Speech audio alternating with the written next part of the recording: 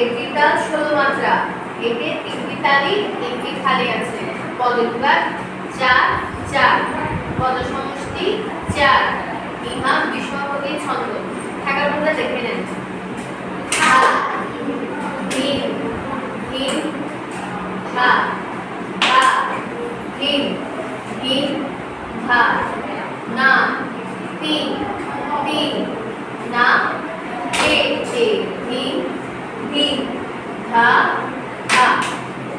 এই যে 3টি তালে একটি তালে যে কোনটা বোঝান, এই যে তালে দুটো দিলাম, এক হা হিম হিম হা হা হিম হিম হা, দুটো তালে গেছে তো বুঝে নেন, দুটো তালে গেছে।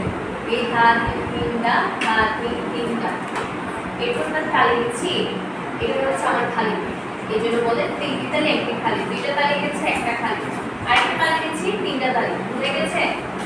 কানে শুনে থাকার মধ্যে যেগুলো লেখা থাকে একটি তালি একটি খালি, হ্যাঁ, তো এটা যেটা দিই ওটা হচ্ছে খালি, আর যেটা এভাবে দিই এটা হচ্ছে তালি। ঠিক আছে? পদ সমষ্টি 4 কেন? হা হিম হিম হা, 4টা 4টা করে, প্রত্যেকটা লাইনে একটু 4টা করে। ঠিক আছে? এই জন্য পদ সমষ্টি 4, পদবিভাগ 4। বিষমপদী ছন্দ কেন?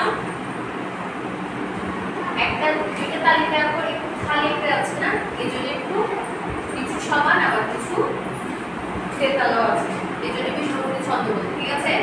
তেতালোর নামটা এখন কয়টি তালি কয়টি খালি? হ্যাঁ,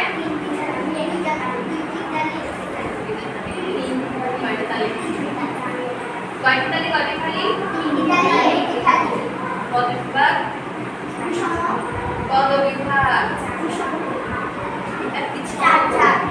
পদবিভাগ 4 জনের আওয়াজ পাচ্ছি না, ক্লাসে তো টোটালি নেই, মনোযোগ নাই। পদবিভাগ 4 4, পদ সমষ্টি 4, ইহা কি ছন্দ? বিষমপদী ছন্দ। ইহা কি ছন্দ? ঠাকুর করে দেখান তো।